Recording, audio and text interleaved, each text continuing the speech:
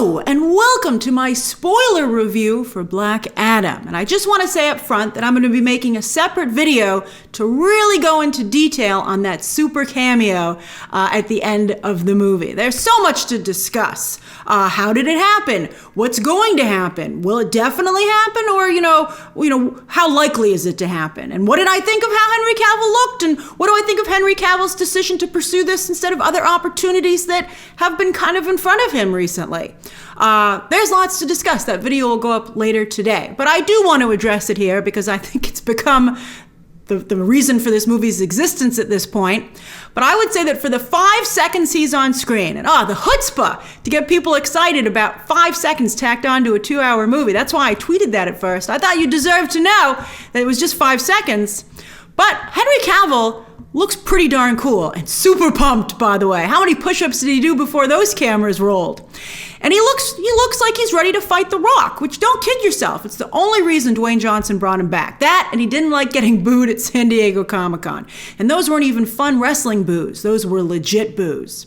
So he got him back. He brought him back. He brought him back. He needed to bring him back, and he did it. Although, I have to say, the fans in this space can be pretty aggressive, so I can see them being like, it wasn't enough, Dwayne. You didn't do enough. So part of me feels, let's see what the box office is this weekend, but part of me feels that like many other actors, Dwayne Johnson will rue the day that he decided to join this franchise.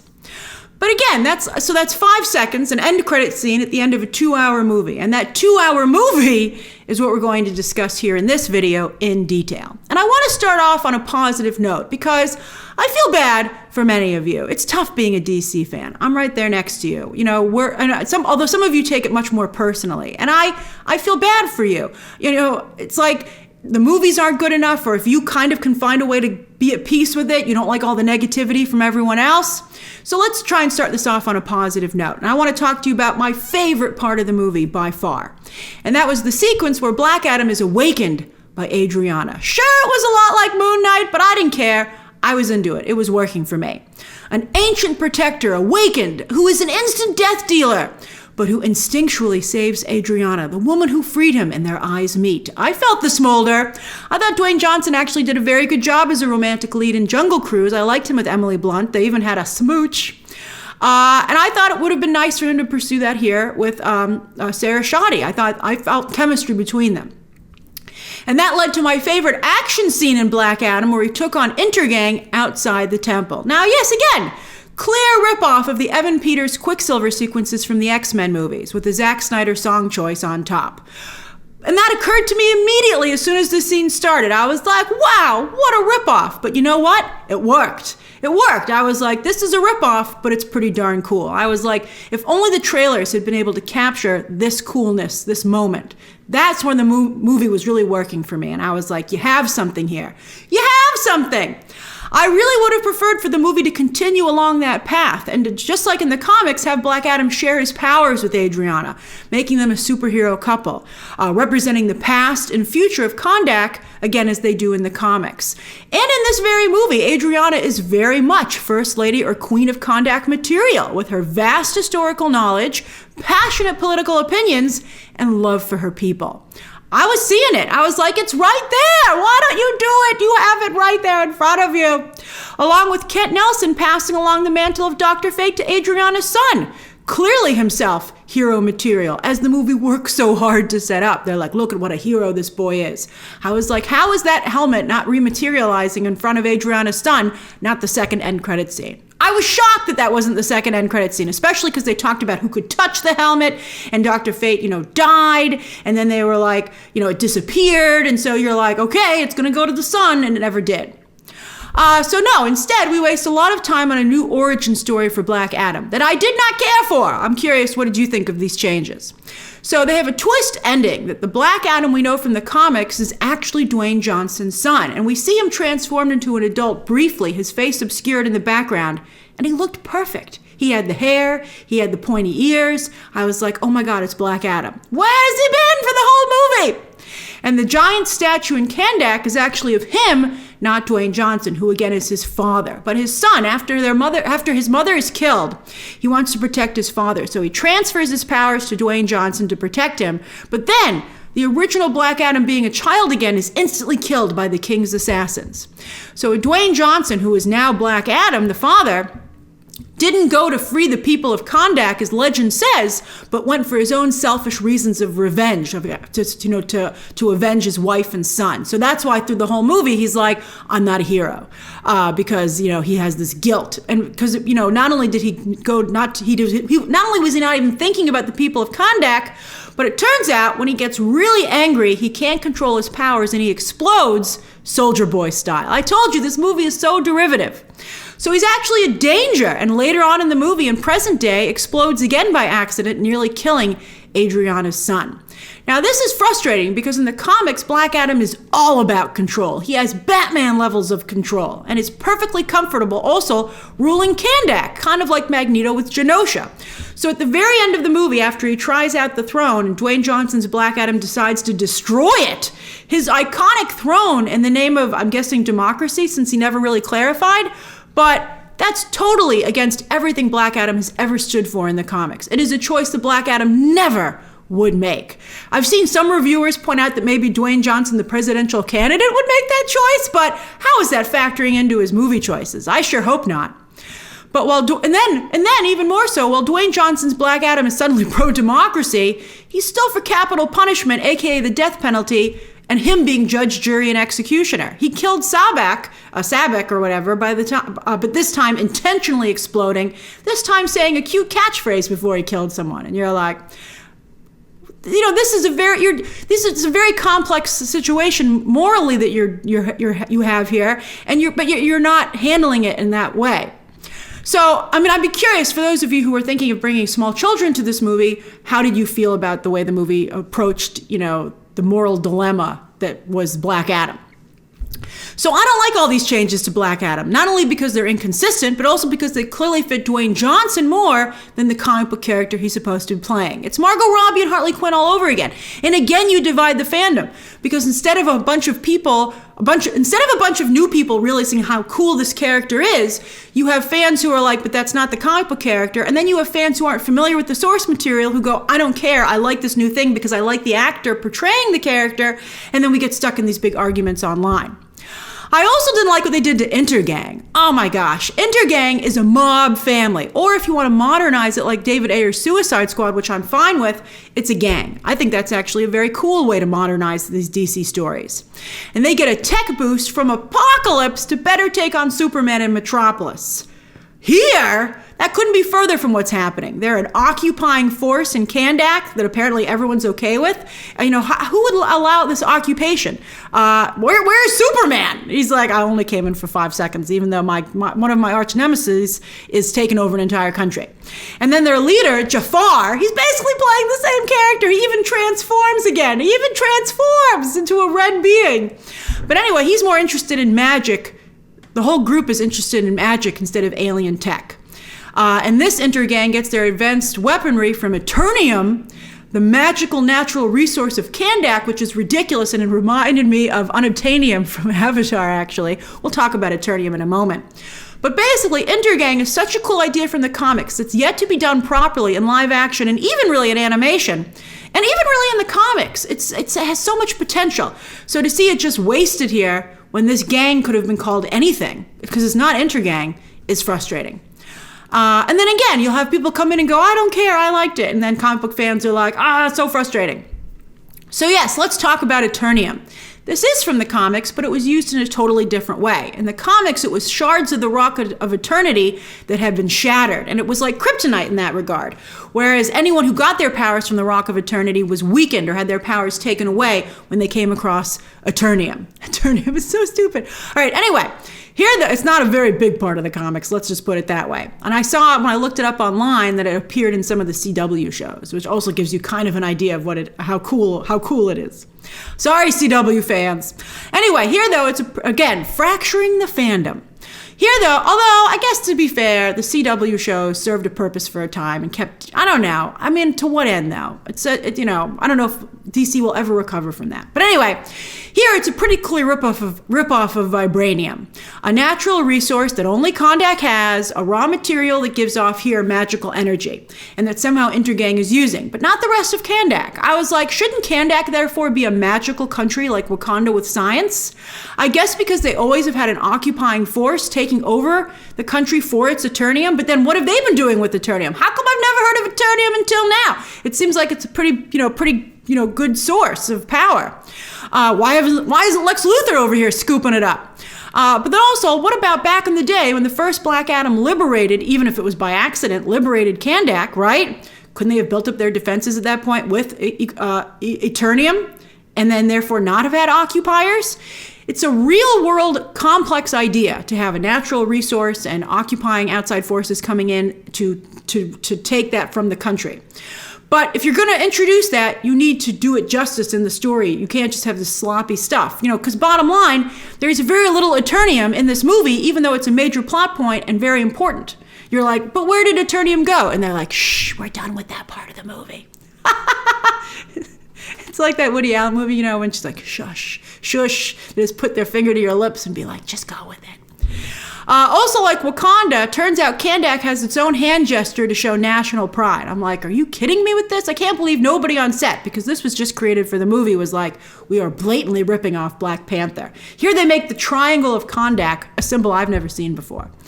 And I'm like, it's only one triangle. Why don't at least three of you have to get together and stand next to each other? All right, so anyway. Speaking of ripping off other comic book movies, another one I mentioned in my non-spoiler review is Captain America. You have a man out of time, everyone I know is dead, etc., etc. Being trapped in the ice, kind of, they did that a little bit. And then also, of course, using CGI to create a wimpy version of Dwayne Johnson. Only problem here was that his head was still exactly the same. So instead of looking like a smaller, realistic version of Dwayne Johnson, it was like some weird Sid from Toy Story creation of Dwayne Johnson's muscular head stuck on a regular dude's body. So the illusion didn't really work. I was like, look at Dwayne Johnson's head on that skinny body. That's so funny. I did love having Viola Davis as Amanda Waller in the mix. I thought that was great. And I thought her dialogue and her delivery of that dialogue was perfect. Wow. Whenever she was on screen, which was unfortunately rare, it felt more like a proper DC movie, and there was some kind of franchise cinematic world building going on here. You were like, yes, again, you were like, you have it, you lost it. And on that note, what a huge missed opportunity not to get a close-up of some of those other pods at the Suicide Squad super prison where Black Adam was momentarily detained. I was like, who are in the other pods? How are you not giving us a hint? I mean, talk about getting people talking about your movie. Show me at least something. And I know some of you are Peacemaker fans, but I feel Amelia Harcourt is a poor substitute for Waller herself, who always did her own work in the comics. I'm like, why isn't Waller here to accept delivery? I'd have accepted Joel Kinnaman's Rick Flag, but he's dead. And you know what? Thinking about that really hit me. That was one of the best, if not the best scenes in James Gunn's The Suicide Squad. Remember the reflection in the helmet? That was good stuff. Because you really did feel his loss, not just in the film, but at moments like this, when you're like, oh yeah, Rick Flag's dead. He died horribly for his country. That was just a great scene. Far better than anything in this movie for all of Black Adam's own political commentary. So what else did I like? Did I like anything else? I loved watching Dwayne Johnson's Black Adam operate, even just his levitating through the streets of Kondak or Adrianna's apartment complex. He really did seem like a god or otherworldly being moving amongst mere mortals. Thanks to The Rock's physique, excellent posturing. Wow, like a supermodel. He really knows how to position himself physically for maximum effect, thanks to his wrestling and bodybuilding experience. He was very impressive in that regard. And of course, excellent VX to back him up. Really good. And often today, VFX looks incomplete, especially as they're rushing projects. And CGI body doubles have a rubbery look and movement that breaks the illusion and takes us out of the movie. Not here! The VFX in Black Adam is excellent, sharp and detailed, and extremely convincing. I thought that was excellent. But then, why are the JSA in this movie? Why is Sabak in this movie? Clearly just to give Dwayne Johnson someone to fight, as all 5 characters are horribly and barely developed. Whew, what a stinker in this regard. And really, Black Adam should be fighting Shazam. He is Shazam's Joker or Lex Luthor, and it is ridiculous that he would be introduced in a movie that not only doesn't feature Shazam, not even in a cutaway, not even in an end credit scene, and it doesn't even mention him, even though Djimon Hounsou is here, and the first Shazam movie referenced Black Adam. And they're all produced by Dwayne Johnson. I mean, it's just really insulting, not only to the character, but I think to the people who make the Shazam movies and to the fandom. I don't know how many Shazam fans there are, but I bet they're offended. And although to be fair, Black Adam also has a long history in the comics with the JSA, especially during, you guessed it, Geoff Johns' run on the comic. Again, Johns has been pushing his comics on the DCEU, his comics, because it helps his career and his bank account. Because when you go and buy the trades to understand better what's happening in the movies, he gets royalties off of that. It's really horrible. You know, talk about talent looking out for themselves. You know, Geoff Johns never looked out for the DC brand overall, but he looked out for himself in that position. It's horrible. No one has caused more damage to the DC film endeavors than Geoff Johns, 100%. Because he also got a lot of people fired, you know, so many people. Hamada, Dan DiDio, Diane Nelson. He's responsible for all those people going away. And I think to some degree, Toby Emmerich as well. It's incredible. And then they're thinking of bringing him back. Are they insane? It's like in a comic book when you're like, don't open that sealed thing. We sealed it for a reason. Okay, Hawkman, Cyclone, and Atom Smasher are all from Johns' run on the JSA. Dr. Fate showed up now and then, but here he's really filling in for more seasoned members of the team, Alan Scott and Jay Garrick, who were a part of Johns' run, and they're, of course, the original Green Lantern and the Flash. But they're not here. So Dr. Fate kind of fills their position, which is maybe why he's not doing stuff that's very Dr. Fatey, because he's just, you know, a generic placeholder. In the Black Adam movie, I think all 4 members of the JSA, and that's ridiculous, by the way. The JSA has always been famous, or you could argue infamous, for having too big of a roster. You're like, there's too many members on this team. You can't possibly pay attention to all of them. It works better in an ongoing comic, though, than in a single movie, because, you know, you can rotate. But anyway, they all look fantastic, thanks to the costume department. Their powers are cool, if not used very much, thanks to the VFX department.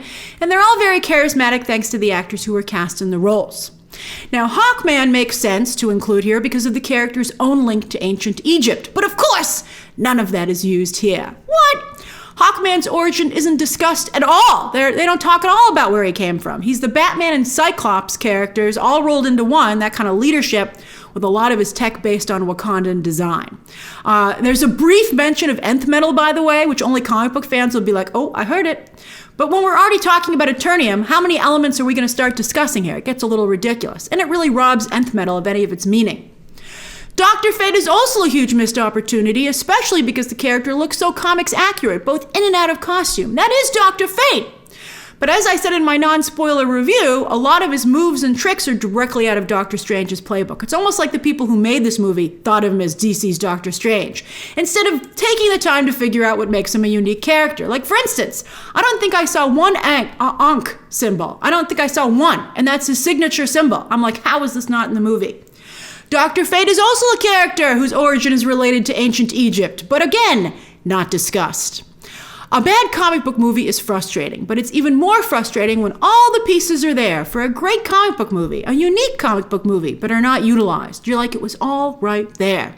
If they had just stripped out Intergang, Sabak, I know he's an actual Shazam villain, but really, who cares?